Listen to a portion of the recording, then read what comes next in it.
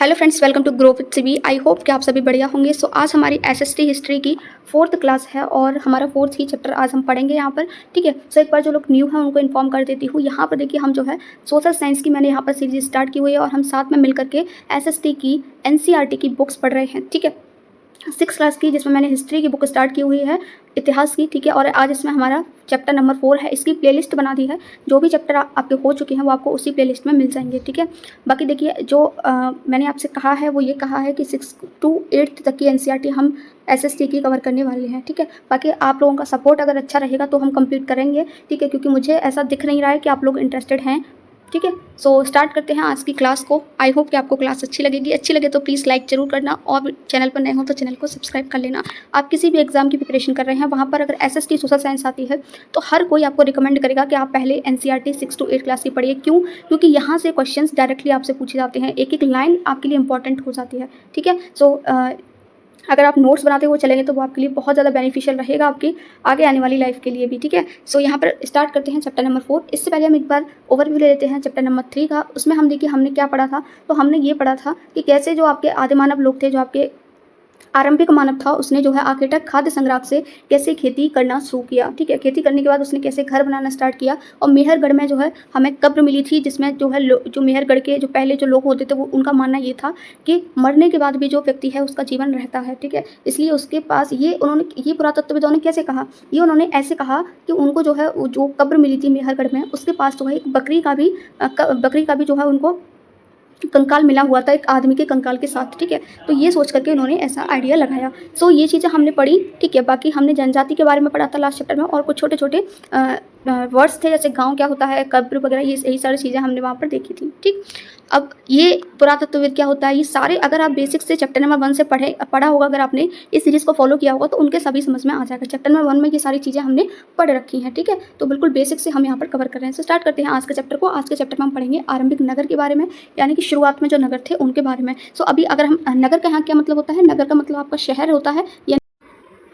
सो अगर हम जो है आज की बात करते हैं तो प्रेजेंट टाइम पर बहुत सारी सिटीज़ हैं, बहुत सारे नगर हैं, जैसे आपका दिल्ली है, आपका मुंबई है, ठीक है, आपका कोलकाता शहर है, नगर, ये सभी आपके नगर ही हैं। ठीक है, लेकिन हम आरंभिक शुरुआत में जो नगर थे उनके बारे में इस चैप्टर में पढ़ने वाले हैं। ठीक है, सो पुराने भवन का संरक्षण। सबसे पहले हम इनका क्वेश्चन देखेंगे। ये दो क्यूट बच्चे क्या कह रहे हैं, इनका नाम है जसपाल और हरप्रीत। ठीक है, तो इनमें से कोई एक जसपाल और हरप्रीत है। ठीक है, जसपाल और हरप्रीत अपने घर के पास की गली में क्रिकेट खेल रहे थे। उन्होंने देखा कि कुछ लोग उस खंडहर घर की तारीफ कर रहे थे। ठीक है, जैसे गली के बच्चे भूता घर कहा करते थे। तो खंडहर घर क्या होता है, जहाँ पर कोई रहता नहीं है, टूटा फूटा सा होता है। ठीक है, उसको हम खंडहर घर कहते हैं। और यहाँ पर जो गली के बच्चे थे, इसलिए क्योंकि वहाँ पर कोई रहता नहीं था, ऑब्वियसली कोई रहेगा नहीं, तो वो टूटा फूटा हो जाएगा और उसमें मकड़ी वगैरह जाले बना लेंगी। ठीक है, तो कुछ भी बहुत सारा गंदगी हो जाएगी, तो लोग उसको, जो बच्चे थे वो उसको भूत घर कहा करते थे। ठीक है, एक ने कहा इसकी वास्तुकला तो देखो, क्या आपने कहीं लकड़ी पर इतनी सुंदर नक्काशी देखी है। तो नक्काशी क्या होता है, ये वास्तुकला, ये लकड़ी पर आपकी जो है चित्रकारी की जाती है, उसको हम नक्काशी बोलते हैं। दूसरी महिला ने कहा हमें मंत्री जी को पत्र लिखकर कहना चाहिए कि वह इस खूबसूरत घर को सुरक्षित रखने के लिए इसकी मरम्मत कराने की व्यवस्था करें। यह सब सुनकर जसपाल और हरप्रीत सोचने लगे कि इस पुराने खंडहर से लोगों का इतना लगाव क्यों हो सकता है। ठीक है, तो ये उनके माइंड में आने लगा कि ये पुराना जो खंडहर है, इससे लोगों का इतना अटैचमेंट क्यों है। ठीक है, तो अब हम जो है इस चैप्टर को शुरुआत करने वाले हैं। हड़प्पा की कहानी। हड़प्पा की कहानी। अक्सर पुरानी इमारत अपनी कहानी बताती हैं। लगभग 150 साल पहले जब पंजाब में पहली बार रेलवे लाइनें बिछाई जा रही थी, ठीक है, तो ये इंपॉर्टेंट है, लिख लेना। 150 साल पहले पंजाब में रेलवे लाइन बिछाई जा रही थी, तो इस काम में जुटे जो इंजीनियर थे उनको अचानक हड़प्पा पुरास्थल मिला। पुरास्थल क्या होता है, अगर चैप्टर नंबर 2 आपने पढ़ा होगा तो आपको पता होगा, इसीलिए मैं कह रही हूँ बिल्कुल बेसिक से पढ़िए चैप्टर नंबर 1 से। ठीक है, जो आधुनिक पाकिस्तान में है, उन्होंने सोचा कि यह एक ऐसा खंडहर है जहाँ से अच्छी ईंटें मिलेंगी। ठीक है, यह सोचकर भी हड़प्पा के खंडहर से हजारों ईंटें उखाड़ ले गए, जिससे उन्होंने रेलवे लाइनें बिछाईं। इससे कई इमारतें पूरी तरह नष्ट हो गईं। उसके लगभग 80 साल पहले पुरातत्वविदों ने इस स्थल को ढूंढा और तब पता चला कि खंडहर उपमहाद्वीप के सबसे पुराने शहरों में से एक है। ये यहाँ पर उपमहाद्वीप, किस उपमहाद्वीप की बात हो रही है, हमारे एशिया उपमहाद्वीप की बात हो रही है यहाँ पर। ठीक है, एशिया उपमहाद्वीप, और इसके बारे में हमने चैप्टर नंबर आई थिंक 1 या 2 में पढ़ा था। ठीक है, और इसमें 7 देश आते हैं आपके टोटल, जिसमें हमारा भारत देश भी है। ठीक है, चूँकि इस नगर की खोज सबसे पहले हुई थी, इसीलिए बाद में मिलने वाले इस तरह के सभी पुरास्थलों में जो इमारतें और चीज़ें मिली उन्हें हड़प्पा सभ्यता की इमारतें कहा गया। इन शहरों का निर्माण लगभग 4700 साल पहले हुआ था। तो ये क्वेश्चन बन सकता है कि हड़प्पा सभ्यता का निर्माण कितने साल पहले हुआ, लगभग तो 4700 साल पहले हुआ था। तो यहाँ से ये आपका इंपॉर्टेंट हो जाता है, ठीक है। नेक्स्ट हम यहाँ पे बात कर लेते हैं इन नगरों की क्या विशेषता थी। तो इन नगरों में कई को 2 या उससे ज़्यादा हिस्सों में विभाजित किया गया था। प्राय पश्चिमी भाग छोटा था लेकिन ऊंचाई पर बना था, और जो पूर्वी हिस्सा था वो बड़ा था लेकिन यह निचले इलाके में था। ऊंचाई वाले भाग को पुरातत्वविदों ने नगर दुर्ग कहा है और निचला जो भाग था उसको निचला नगर कहा है। दोनों हिस्सों की 4 दीवारियां पक्की ईंटों की बनाई जाती थी। इसकी ईंटें इतनी अच्छी थी कि हज़ारों साल बाद तक आज तक उनकी दीवारें खड़ी रहीं, ठीक है। तो ये इतनी ज़्यादा अच्छी ईंट थी। आजकल की जो ईंटें हैं वो बहुत ही बेकार क्वालिटी की बन रही हैं, ठीक है। दीवार बनाने के लिए ईंटों की चिनाई इस तरह करते थे जिससे कि दीवारें खूब मजबूत रहें, ठीक। ये साइड में कुछ दे रखा है, एक बार इसके बारे में पढ़ लेते हैं। ये नगर आधुनिक पाकिस्तान के पंजाब और सिंध प्रांतों, भारत के गुजरात, राजस्थान, हरियाणा और पंजाब प्रांतों में मिले हैं। इन सभी स्थलों से पुरातत्वविदों को अनोखी वस्तुएं मिली हैं, जैसे मिट्टी के लाल बर्तन जिन पर काले रंग के चित्र बने थे, और पत्थर के बाट, ठीक है, मोहरे, मनके, तांबे के उपकरण और पत्थर के लंबे ब्लेड भी मिले हैं। तो ये सारी चीज़ें जो है पुरातत्वविदों को मिली हैं, ठीक। नेक्स्ट यहाँ पर हम देख लेते हैं कुछ नगरों के नगर दुर्ग में कुछ खास इमारतें बनाई गई थी। मिसाल के तौर पर मोहनजोदड़ो में खास तालाब बनाया गया था। तो ये हमारे यहाँ पर मोहनजोदड़ो है, इसमें एक खास तालाब बनाया गया था जिसे पुरातत्वविदों ने महान नागार कहा है। इस तालाब को बनाने में ईंट और प्लास्टर का यूज़ किया गया था। इसमें पानी का रिसाव रोकने के लिए प्लास्टर के ऊपर चारकोल की परत चढ़ाई गई थी। इस सरोवर में 2 तरफ से उतरने के लिए सीढ़ियाँ बनाई गई थी और चारों ओर कमरे बने हुए थे। इसमें भरने के लिए पानी कुएं से निकाला जाता था। उपयोग के बाद इसे खाली कर दिया जाता था। शायद यहाँ विशिष्ट नागरिक विशेष अवसरों पर स्नान किया करते थे। तो ये हमने जो है इन चीज़ों को देख करके एक अनुमान लगाया है कि शायद ये ऐसा होता होगा, ठीक है। तो ये भारतीय उपमहाद्वीप के जो है हमारे जो है कुछ आरंभिक नगर दे रखे हैं, ठीक है। इसमें हमारा मोहनजोदड़ो है, ठीक है। ये आपका चन्हूदड़ो है, और ये आपका लोथल है, ठीक है। धोलावीरा है आपका, और ये आपकी सिंधु नदी है। ये गंभीरी वाला है, हड़प्पा है आपका, ये राखीगढ़ी है। अब ये आपका यहाँ पर कालीबंगा है, ठीक है। ये आपकी कुछ नदी हैं, झेलम नदी, रावी नदी, ठीक। और ये आपका अरब सागर है, ठीक है। ये आपका अरब सागर है। नीचे हम जाते हैं, यहाँ पर देखते हैं अब आपका क्या कहा गया है कि इस कालीबंगा और लोथल जैसे अन्य नगरों में अग्निकुंड मिले हैं। तो जो कालीबंगा है और जो लोथल है, यहाँ पर क्या मिले थे, यहाँ पर आपके अग्निकुंड मिले थे जहाँ संभवतः यज्ञ किए जाते होंगे। यहाँ पर जो पुरातत्वविद थे उनको अग्निकुंड मिले थे जहाँ पर जिस पर हवन वगैरह होते हैं, ठीक है, आज भी होते हैं। तो ये देखकर लगाया जा रहा है कि यहाँ पर कुछ यज्ञ वगैरह किए जाते होंगे। हड़प्पा, मोहनजोदड़ो और लोथल जैसे कुछ नगरों में बड़े बड़े भंडार गृह भी मिले हैं, ठीक है। कहाँ कहाँ पर, हड़प्पा में और मोहनजोदड़ो नगर और लोथल में, ठीक। ये आप देख सकते हैं। ये क्या है, ये आपका महान स्नानागार है, ठीक है, जिसमें पानी भरा जाता था। ये आप देख सकते हो, ये सीढ़ी है यहाँ पर अभी जिसकी हमने बात करी थी, ठीक। नेक्स्ट हम पढ़ते हैं भवन, नाले और सड़कें। इन नगरों के घर आमतौर पर 1 या 2 मंजिल होते थे। घर के आंगन के चारों ओर कमरे बनाए जाते थे। अधिकांश घरों में एक अलग स्नान घर होता था और कुछ घरों में कुएं भी होते थे। स्नान घर मतलब जहाँ पर नहाया जाता है, ठीक है। और कुछ घरों में क्या होते थे, कुएं भी होते थे। हड़प्पा के नगरों में ईंटों की चिनाई, तो हड़प्पा के जो नगर थे उनमें ईंटों की चिनाई कुछ इस तरीके से होती थी, आप यहाँ पर देख सकते हैं, ठीक है। कई नगरों में ढके हुए नाले थे। इन्हें सावधानी से सीधी लाइन में बनाया जाता था। हर नाली में हल्की ढलान होती थी ताकि जो पानी है वो आसानी से बह सके। अक्सर घरों की नालियों को सड़कों की नालियों से जोड़ दिया जाता था जो बाद में बड़े नालों में मिल जाती थी। नाली के ढके होने के कारण इनमें जगह जगह पर मेन होल बनाए गए थे जिसके कारण इनकी देखभाल और सफाई की जा सके। घर, नाले और सड़कों का निर्माण एक प्लानिंग के थ्रू जो है यहाँ पर किया जाता था, ठीक। यहाँ पर क्या दे रखा है, यहाँ पर वर्णित घरों और पिछले अध्याय में वर्णित घरों में तुम्हें क्या अंतर दिखाई देता है। तो पिछली जो चैप्टर था हमने उसमें भी कुछ घर देखे थे, ठीक है। तो जिन्होंने कल वाला पढ़ा होगा चैप्टर उनको समझ में आ गया होगा। तो उसमें और इस घर में क्या अंतर है वो आपको बताना। पर जो है नगरीय जीवन की बात कर लेते हैं कि जो शहरों का जीवन होता है वो किस तरीके का था, ठीक। हड़प्पा के नगरों में बड़ी हलचल रहा करती होगी। यहाँ पर ऐसे लोग रहते होंगे जो नगर की खास इमारतें बनाने की योजना में जुटे रहते थे। ये संभवतः यहाँ के कौन थे, शासक थे। यह भी संभव है कि ये शासक लोगों को भेजकर दूर दूर से धातु या बहुमूल्य पत्थर और अन्य उपयोगी चीज़ें मंगवाते थे। शायद शासक लोग खूबसूरत मनकों और सोने चांदी से बने आभूषणों जैसी कीमत चीज़ों को अपने पास रखते होंगे। इन नगरों में लिपिक भी होते थे जो मोहरों पर तो लिखते ही थे और शायद अन्य चीज़ों पर भी लिखते होंगे जो बच नहीं पाए हैं, ठीक है। तो इस चीज़ के जो है साक्ष्य नहीं मिले हैं, ठीक है। मोहरों पर लिखे हुए साक्ष्य मिले हैं पुरातत्वविदों को, ठीक है। इसके अलावा नगरों में शिल्पकार स्त्री पुरुष भी रहते थे जो अपने घरों या किसी उद्योग स्थल पर तरह तरह की चीज़ें बनाते होंगे। लोग लंबी यात्राएं भी करते थे और वहाँ से उपयोगी जो वस्तुएं होती थी उनको लाते थे और साथ ही लाते थे सुदूर देशों की किस्से कहानियाँ। तो जहाँ पर वो जाते थे वहाँ से जो भी सीखते थे किस्से कहानियाँ वो लेकर के आते थे। मिट्टी से बने कई खिलौने भी इसमें शामिल हैं जिनसे बच्चे क्या करते होंगे, खेलते होंगे। तो ये खिलौने वगैरह ये सभी उनको जो है यहाँ पर मोहनजोदड़ो में मिले, सॉरी हड़प्पा में जो है मिले हैं। नगर में रहने वाले लोगों की सूची बनाओ। क्या इनमें से कुछ लोग ऐसे हैं जो मेहरगढ़ जैसे गाँव में रहते हैं? तो मेहरगढ़ गाँव के बारे में हमने जो है लास्ट चैप्टर में पढ़ा था, चैप्टर नंबर 3 में। सबसे ऊपर मोहनजोदड़ो की एक सड़क है और उसमें बना नाला। ऊपर ये एक यहाँ पर देखिए ये आपका जो दे रखा है ये कुआं है, ठीक है। ये कुआं होता है, ये अंदर जाकर बहुत गहरा होता है, गड्ढे जैसा होता है, ठीक है। बाईं ओर नीचे हड़प्पा की एक मोहर दे रखी है आपको। इस मोहर के ऊपर के चिन्ह के ऊपर एक खास लिपि में उपमहाद्वीप में पाए गए लेखन का ये प्राचीनतम उदाहरण है। तो यहाँ पर ये कुछ लिखा हुआ है, आप ये देख सकते हैं, ठीक है। विद्वानों ने इसे पढ़ने की कोशिश की है लेकिन अभी तक ये पता नहीं चल पाया है कि ये जो लिखा है इसका मतलब क्या है, ठीक है। दाईं और नीचे पकी मिट्टी के खिलौने हैं। ये यहाँ पर जो है कुछ खिलौने दे रखे हैं मिट्टी के। तो ये आइडिया लगाया जा रहा है कि इनसे शायद बच्चे उस टाइम पर खेलते होंगे, ठीक है। नेक्स्ट हम नीचे बात कर लेते हैं नगर और नए शिल्प के बारे में। आओ अब कुछ ऐसी चीज़ों के बारे में अध्ययन करें जो हड़प्पा के नगरों से प्राप्त हुई हैं। तो हड़प्पा के नगरों से और क्या क्या चीज़ें प्राप्त हुई हैं उनके बारे में देखते हैं। पुरातत्वविदों को जो चीज़ें वहाँ मिली हैं उसमें अधिकतर पत्थर हैं, शंख हैं। शंख जिसका यूज जो है आज आई थिंक वही शंख होगा जिसका यूज़ हम पूजा वगैरह में करते हैं, या फिर एक छोटा वाला शंख भी होता है जो समुद्र में पाया जाता है, ठीक है।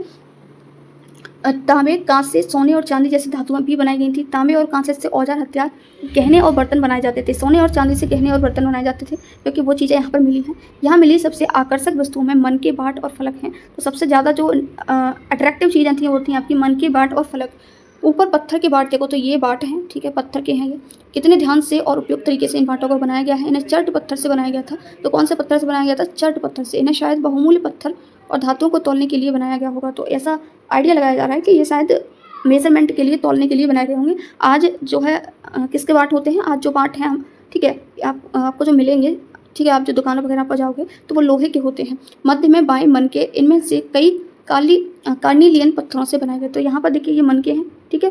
पत्थरों को काट और तराश कर मन के बनाए गए। इनके बीच छेद किए गए थे ताकि धागा डालकर माला बनाई जाए। मध्य में दाएं पत्थर के धारदार फलक हैं, तो ये इनको हम फलक बोलते हैं। नीचे दाएं कढ़ाईदार वस्त्र, एक महत्वपूर्ण व्यक्ति की पत्थर से बनी मूर्ति जो मोहनजोदड़ो से मिली है, इसमें उसे कढ़ाईदार वस्त्र पहने दिखाया गया है। तो यहाँ पर ये जो है मूर्ति मिली है मोहनजोदड़ो नगर से, ठीक है। तो इसमें जो है ये आप देख सकते हो, ये कढ़ाई हो रही है, ये कपड़ा, ठीक है। तो इस तरीके का कपड़ा वो पहने हुए हैं। हड़प्पा सभ्यता के लोग पत्थर की मोहरें बनाते थे। इन आयताकार मोहरों पर सामान्यतः जानवरों के चित्र मिलते हैं। हड़प्पा सभ्यता के लोग काले रंग से डिजाइन किए खूबसूरत लाल मिट्टी के बर्तन बनाते थे। तो ये बहुत इंपॉर्टेंट है, हड़प्पा सभ्यता आपकी बहुत इंपॉर्टेंट है। यहाँ से क्वेश्चन डायरेक्टली बनते हैं, ठीक है। तो जो भी इंपॉर्टेंट पॉइंट्स इसके बारे में आ रहे हैं, हड़प्पा सभ्यता हेडिंग डाल करके सारे पॉइंट्स को नोट कर लेना। संभवतः 7000 साल पहले मेहरगढ़ में कपास की खेती होती थी। मोहनजोदड़ो से कपड़े के टुकड़ों के अवशेष, चांदी के एक फूलदान के ढक्कन तथा कुछ अन्य तांबे की वस्तुओं से चिपके हुए मिले हैं, ठीक है। पकी मिट्टी तथा फेयंस से बनी तकलियाँ सूत कताई का संकेत देती हैं। तो यहाँ पर जो है पकी मिट्टी और फेयंस से बनी तकलियाँ मिली हैं, जिससे पता चलता है कि उस टाइम पर सूत कताई भी होती होगी, ठीक है। नेक्स्ट अब हम यहाँ बात कर लेते हैं, इनमें से अधिकांश वस्तुओं का निर्माण विशेषज्ञों ने किया था। विशेषज्ञ उसे कहते हैं, विशेषज्ञ किसे कहते हैं, यहाँ पर आप नोट करके लिख सकते हो, जो किसी खास चीज़ को बनाने के लिए खास प्रशिक्षण लेता है। जैसे कि अगर आप जो है किसी चीज़ में मान लीजिए आप डांस बहुत अच्छे से कर लेते हैं, ठीक है, तो आपको उसका विशेषज्ञ कहा जाएगा, ठीक है। आपको बहुत अच्छी आपने ट्रेनिंग ले रखी है डांस की, बहुत अच्छे लेवल का डांस आपको आता है, ठीक। जैसे पत्थर तराशना, मन के चमकाना या फिर मोहरें पर पच्चीकारी करना आदि। पृष्ठ 36 पर चित्र देखो कि मूर्ति का चेहरा कितनी आकर्षक ढंग से बनाया गया और उसकी दाढ़ी कितनी अच्छी तरह दर्शाई गई है। यह किसी विशेष मूर्तिकार का ही काम हो सकता है। तो पेज नंबर 36 पर हम देख लेते हैं। पेज नंबर 36 आपका कहाँ है? तो अभी हमने जो मूर्ति देखी थी, ठीक है, जो आपकी मोहनजोदड़ो नगर से मिली है, तो आप देख सकते हैं कि किस तरीके से ये दाढ़ी यहाँ पर ये इसको बियर्ड को शो किया गया है ना। तो ये आइडिया लगाया जा रहा है कि ये किसी अच्छे विशेषज्ञ का ही काम हो सकता है जो काफ़ी अच्छी तरीके से मूर्तियाँ वगैरह बना लेता होगा, ठीक है। हर व्यक्ति विशेषज्ञ नहीं हो सकता था। हमें यह पता नहीं है कि क्या सिर्फ पुरुष ही ऐसे कामों में प्रशिक्षण हासिल करते थे या फिर केवल महिलाएं ही, ठीक है। तो हम ये आइडिया नहीं लगा सकते कि उस टाइम पर जो है महिलाएं प्रशिक्षण विशेषज्ञ थीं या केवल पुरुष थे। शायद कुछ महिलाएं और पुरुष दोनों ही इस काम में दक्ष हो सकते हैं, ठीक है। फेयंस की बात कर लेते हैं कि फेयंस क्या होता है। अभी हमने फेयंस के बारे में देखा था, अब देख लेते हैं फेयंस क्या है। पत्थर और शंख प्राकृतिक तौर पर पाए जाते हैं, लेकिन फेयंस को कृत्रिम रूप से तैयार किया जाता है, यानी कि आर्टिफिशियली इसको बनाया जाता है। पत्थर और जो शंख होते हैं वो नेचुरली हमें जो है प्रकृति से मिलते हैं, ठीक है। जो समुद्र वगैरह होते हैं, जो नदियाँ वगैरह होती हैं, वहाँ पर आपको जो है शंख मिल जाएंगे, ठीक है। पत्थर और शंख दोनों ही चीज़ें मिल जाएंगी, लेकिन जो फेयंस है इसको नेचुरली कृत्रिम यानी कि मानव द्वारा बनाया जाता है। यहाँ पर ये देख सकते हैं कि फेयंस है आपका। बालू या स्फटिक पत्थरों के चूर्ण को गोंद में मिलाकर उनसे वस्तुएं बनाई जाती थी। उसके बाद उन वस्तुओं पर एक चिकनी परत चढ़ाई जाती थी। इस चिकनी परत के रंग प्राय नीले या हल्के समुद्री हरे होते थे। फेंस से मनके, चूड़ियाँ, बालें और छोटे बर्तन बनाए जाते थे। ठीक है, तो इस तरीके से आपका फेंस बनाया जाता था। बालू और जो स्फटिक पत्थर होते हैं उसको चूरन में गोंद मिला करके उससे जो वस्तु बनाई जाती थी, फिर उन पर जो है बना करके एक चिकनी परत जो है उस पर चढ़ा दी जाती थी। ठीक है, और ये जो है नीले या हल्के समुद्री रंग के होते थे। ठीक, और ये फेंस से क्या क्या बनता था, तो मनके, चूड़ियाँ, बाले और आपके छोटे बर्तन बनाए जाते थे। तो ये इसके बारे में आप लिख सकते हो, इंपॉर्टेंट है। कच्चे माल की खोज में, तो यहाँ पर हम पढ़ेंगे कच्चे माल के बारे में। कच्चा माल कैसे कहते हैं? कच्चा माल उन पदार्थों को कहते हैं जो या तो प्राकृतिक रूप से मिलते हैं, यानी कि हमें जो है प्रकृति से मिलते हैं। ठीक है, या फिर किसान या पशुपालक उनका क्या करते हैं? उत्पादन करते हैं। जैसे लकड़ी या धातुओं के अयस्क प्राकृतिक रूप से उपलब्ध कच्चे माल हैं। तो जो लकड़ी है वो हमें कैसे मिलती है? प्राकृतिक रूप से मिलती है, पेड़ों से मिलती है ना। क्या आप लकड़ी को आर्टिफिशियली, यानी कि एक ह्यूमन जो है क्या लकड़ी को बना सकता है? नहीं बना सकता। ठीक है, इनसे फिर कई तरह की चीज़ें बनाई जाती थी लकड़ी से, और आपके जो है धातुओं के अयस्क जो होते थे वो भी खुदाई करने पर नीचे आपके मिलते हैं ज़मीन में। ठीक है, मिसाल के तौर पर किसानों द्वारा पैदा किए गए कपास को कच्चा माल कहते हैं। मिसाल के तौर पर किसानों द्वारा जो पैदा किया जाता है उसको हम जो है कच्चा माल कहते हैं, जिससे बाद में कताई बुनाई करके कपड़ा तैयार किया जाता है। हड़प्पा में लोगों को कई चीज़ें वहीं मिलती थीं, लेकिन तांबा, लोहा, सोना, चांदी और अन्य जो बहुमूल्य पत्थर थे, जैसे पत्थरों का वे दूर दूर से आयात करते होंगे। यानी कि आयात का मतलब है कि किसी दूसरी जगह से वो जो है उन चीज़ों को लाते होंगे। ठीक है, नेक्स्ट हम यहाँ पे बात कर लेते हैं। हड़प्पा के लोग तांबे का आयात संभवतः आज के राजस्थान से करते थे। तो आज जो आपका राजस्थान है, राजस्थान राज्य है, ठीक है, हो सकता है कि वहाँ से जो है ये लोग तांबा लाते होंगे। यहाँ तक कि पश्चिम एशियाई देश ओमान से भी तांबे का आयात किया जाता था। कांसा बनाने के लिए तांबे के साथ मिलाई जाने वाली धातु टिन का आयात आधुनिक ईरान और अफगानिस्तान से किया जाता था। सोने का आयात कहाँ से किया जाता था? आधुनिक कर्नाटक। और बहुमूल्य पत्थर का आयात गुजरात, ईरान और अफगानिस्तान से किया जाता था। तो बहुत इंपॉर्टेंट है ये, इतना जो भी मैंने बोला उसको आप जो है शॉर्ट नोट्स में लिख लेना। ठीक है, सोने का आयात कहाँ कहाँ से? कर्नाटक से। ठीक है, और आपका जो है बहुमूल्य पत्थर गुजरात, ईरान और अफगानिस्तान से। ठीक है, ये आपका इंपॉर्टेंट है। चीज़ों को एक जगह से दूसरी जगह कैसे ले जाया जाता था, इन चित्रों को देखो। एक खिलौना है और दूसरी एक मोहर है। ठीक है, तो ये आपका एक खिलौना है, ये आपके क्या है? एक मोहर है।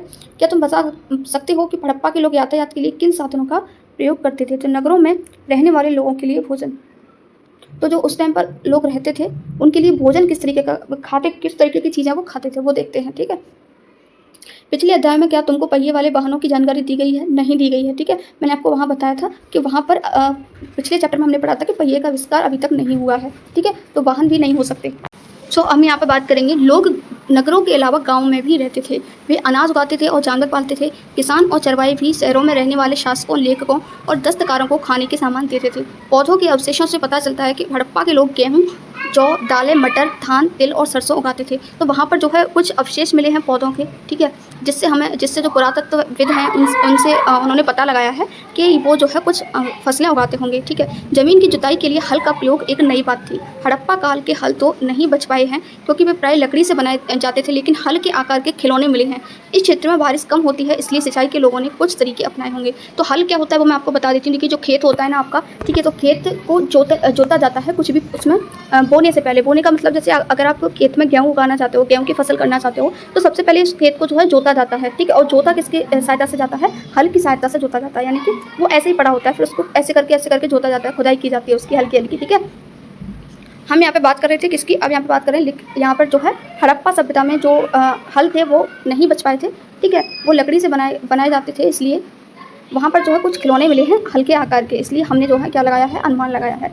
इसलिए सिंचाई के लिए लोगों ने कुछ तरीके अपनाए होंगे क्योंकि वहाँ पर बारिश कम होती थी। संभवतः पानी का संचय किया जाता होगा। संचय मतलब पानी को इकट्ठा किया जाता होगा और ज़रूरत पड़ने पर उसे फसलों की सिंचाई की जाती होगी। अब फसल हम करेंगे तो फसल के लिए पानी की ज़रूरत तो पड़ती है। ठीक है, बिना जल के तो फसल होगी नहीं, है ना। हड़प्पा के लोग गाय, भैंस, भेड़ और बकरियाँ पालते थे। बस्तियों के आसपास तालाब और चारागाह होते थे, लेकिन सूखे महीनों में मवेशियों के झुंडों को चारा पानी की तलाश में दूर दूर तक ले जाया जाता था। वे बेर जैसे फलों को इकट्ठा करते थे, मछलियाँ पकड़ते थे और हिरण जैसे जानवरों का शिकार भी करते थे। ठीक है, तो ये सब वो करते थे, ये सब उनका भोजन था हड़प्पा के जो लोग थे उनका। ठीक है, गुजरात में हड़प्पा कालीन नगर का सूक्ष्म निरीक्षण, तो क्या निरीक्षण किया गया है गुजरात में वो देखते हैं, क्या ऑब्जर्व किया गया है। ठीक है, कच्छ के इलाके में खदिर बेद के किनारे धौलावीरा नगर बसा था। तो अभी हमने मैप में धौलावीरा देखा था, वहाँ साफ पानी मिलता था और जमीन वहाँ की उपजाऊ थी। उपजाऊ जमीन का मतलब होता है एक अच्छी मिट्टी। ठीक है, उपजाऊ जब जमीन होती है तो वहाँ पर कोई भी फसल उगाना आसान हो जाता है। जहाँ हड़प्पा सभ्यता के कई नगर दो भागों में विभक्त थे, यानी कि दो भागों में उनको डिवाइड किया था, वहीं धौलावीरा नगर को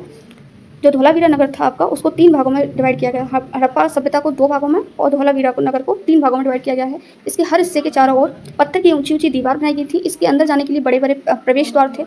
एक नगर में एक खुला मैदान भी था जहाँ सार्वजनिक कार्यक्रम आयोजित किए जाते थे। यहाँ मिले कुछ अवशेषों में हड़प्पा लिपि के बड़े-बड़े अक्षरों को पत्थरों में खुदा पाया गया है। ठीक है, तो जब उन्होंने पत्थरों को खुदा है तो वहाँ पर देखा है, जब खुदाई हुई है तो ये साक्ष्य उनको मिले हैं। इन अभिलेखों को संभवतः बड़ी लकड़ी में जड़ा गया था। यह एक अनोखा अवशेष है क्योंकि आमतौर पर हड़प्पा के लेख मोहर जैसी छोटी वस्तुओं पर पाए जाते हैं। ठीक है, तो ये आपको याद रखना है, इंपॉर्टेंट है। देखिए, जो भी ये चैप्टर में हम हड़प्पा सभ्यता के बारे में पढ़ रहे हैं या जो भी ये आरंभिक नगर के बारे में पढ़ रहे हैं, ये इंपॉर्टेंट हो जाता है आपके एग्जाम से। ठीक है, आपके एग्जाम के पॉइंट ऑफ व्यू से बहुत इंपॉर्टेंट है। गुजरात की खंभात की खाड़ी में मिलने वाली साबरमती की एक उपनदी के किनारे बसा लोथल नगर। अब हम बात करेंगे लोथल नगर की।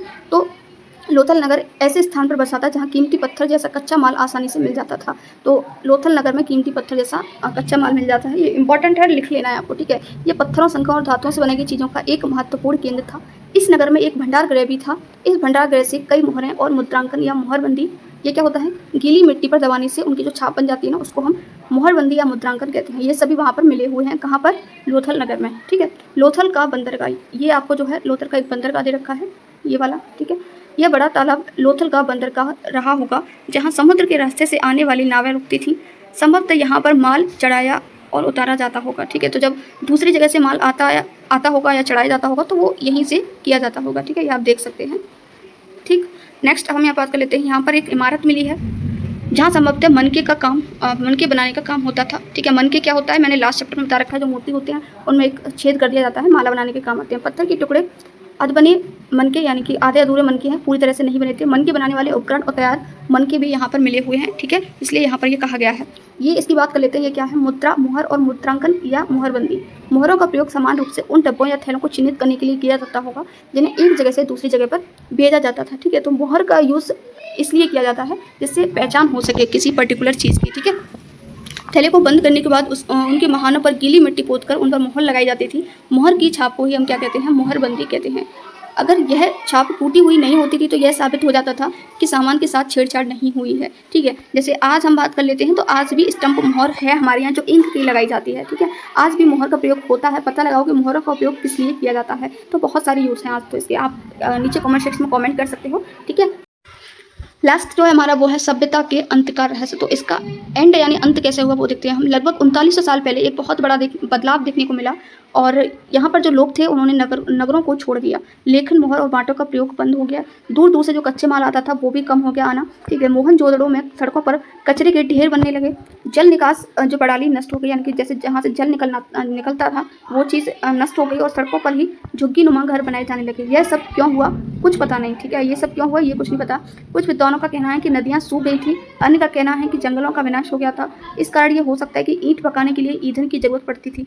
इसके अलावा मवेशियों के बड़े बड़े झुंडों से चारागाह और घास वाले मैदान भी समाप्त हो गए थे, जहाँ पर जो है वो घास वगैरह चढ़ने जाते थे। कुछ इलाकों में बाढ़ आ गई, लेकिन इन कारणों से यह स्पष्ट नहीं हो पाता है कि सभी नगरों का अंत कैसे होगा, जो जितने भी नगर थे, क्योंकि बाढ़ और नदियों के सूखने का असर जो है कुछ ही इलाकों में हुआ होगा, हम ऐसा अनुमान लगाते हैं। ऐसा लगता है कि शासकों का जो नियंत्रण है वो समाप्त हो गया। जो भी हुआ हो, परिवर्तन का असर बिल्कुल साफ दिखाई देता है। आधुनिक पाकिस्तान के सिंध और पंजाब की बस्तियां उजड़ गई थीं। कई लोग पूर्व और दक्षिण के इलाकों में नई और छोटी बस्तियों में जाकर के बस गए थे। इसके लगभग 1400 साल बाद नए नगरों का विकास हुआ। इनके बारे में हम जो है चैप्टर नंबर 6 और चैप्टर नंबर 9 में पढ़ेंगे। तो हमने कुछ नगरों के बारे में पढ़ा जो आरंभिक नगर थे, जिसमें हमारा हड़प्पा था। ठीक है, दूसरा हमारा जो है लोथल था और एक और हमने पढ़ा था मोहनजोदड़ो। ठीक है, अब ये हमारे नष्ट हो गए थे। ठीक है, एग्जैक्ट क्या रीज़न था वो हमें नहीं पता है। ठीक है, हम यहाँ पर कुछ लोग बाढ़ आने का रीज़न बता रहे हैं। ठीक है, या फिर हो सकता है जो पशु थे, ठीक है, उनके लिए चढ़ने के लिए सामान नहीं था। तो कुछ रीजन्स यहाँ पर बताए गए हैं। अन्यत्र में क्या है, यहाँ पर कुछ इंपॉर्टेंट इन्फॉर्मेशन दी जाती है, उसको देख लेते हैं। अपने एटलस में मिस्र ढूंढो। नील नदी के पास आसपास वाले इलाकों को छोड़कर मिस्र का अधिकांश भाग रेगिस्तान है। तो इंपॉर्टेंट होता है ये जो भी दिया जाता है लास्ट में। ठीक है, लगभग 5000 साल पहले मिस्र में शासन करने वाले राजाओं ने सोना, चांदी, हाथी दांत, लकड़ी और हीरे जवाहरात लाने के लिए अपनी सेनाएं दूर दूर तक भेजी। इन्होंने बड़े बड़े मकबरे बनवाए जिन्हें पिरामिड के नाम से जाना जाता है। तो पिरामिड क्या होते हैं, आई होप कि आप इस चीज़ को समझ पा रहे हैं। देखिए यहाँ पर ना आप अगर इस ये एनसीईआरटी बुक्स को पढ़ते हो बिल्कुल बेसिक से चीज़ें जान सकते हो। आपके मन में बहुत बेसिक से बेसिक क्वेश्चन जिसको आप अपने टीचर से नहीं पूछ सकते हो, उसको आप यहाँ से अपना डाउट क्लियर कर सकते हो, ठीक है। तो जो पिरामिड है वो क्या होते हैं समझ में आ गया आपके, ठीक है। राजाओं के मरने पर, ये शॉर्ट में आप लिख लेना, इंपॉर्टेंट है, ठीक है। राजाओं के मरने पर उनके शवों को इन्हीं पिरामिडों में दफनाकर सुरक्षित रखा जाता था। जो राजा वगैरह मर जाते थे तो उनके शवों को, यानी कि उनकी जो डेड बॉडी होती थी उनको यहीं दफनाया जाता था। इन शवों को क्या कहा जाता था? मम्मी कहा जाता था। उनके शवों के साथ और भी अनेक चीज़ें दफनाई जाती थी। इसमें खाद्यान्न, पेय, वस्त्र, गहने, बर्तन, हथियार, वाद्य यंत्र जो भी वो बजाते थे और जानवर भी शामिल हैं। कभी कभी शव के साथ उनके जो सेवक सेवकाएं थे उनको भी दफनाया जाता था। दुनिया के इतिहास में शवों को दफनाने की परंपरा को देखते हुए मिस्र में सबसे ज़्यादा धन दौलत खर्च किया जाता था, ठीक है। तो सबसे ज़्यादा जो दफनाने की परंपरा थी उसमें सबसे ज़्यादा जो धन दौलत खर्च किया जाता था तो कहाँ? मिस्र में किया जाता था, ठीक है। क्या तुम्हें लगता है कि मरने के बाद इन राजाओं को इन चीज़ों की ज़रूरत पड़ती होगी? यानी कि जब राजा मर गए, ठीक है, राजा वगैरह मर गए तो उनके साथ जो है इन चीज़ों को क्यों दफनाया जाता था? वस्त्र, गहने, बर्तन, है ना। तो ये चीज़ आपको यहाँ पर सोचनी है। सो ये चैप्टर हो चुका है कंप्लीट और यहाँ पर देख लेते हैं हमने क्या इन चीज़ों को पढ़ा है। तो देखिए नगर के बारे में पढ़ चुके हैं हम, नगर तौर पर हमने देख लिया, शासक क्या होते हैं वो भी देख लिया, लिपिक भी देख लिया, मोहर भी पढ़ ली, शिल्पकार भी, धातु विशेषज्ञ कौन होते हैं ये भी समझ लिया, कच्चा माल भी समझ गए, हल और सिंचाई, तो सब कुछ हम यहाँ पर समझ चुके हैं। अब नेक्स्ट चैप्टर हम पढ़ेंगे नेक्स्ट क्लास में, ठीक है। यहाँ पर कुछ इंपॉर्टेंट डेट्स हैं वो देख लेते हैं। मेहरगढ़ में कपास की खेती कब स्टार्ट हुई थी? लगभग 7000 साल पहले। नेक्स्ट नगरों का आरंभ कब हुआ? लगभग 4700 साल पहले।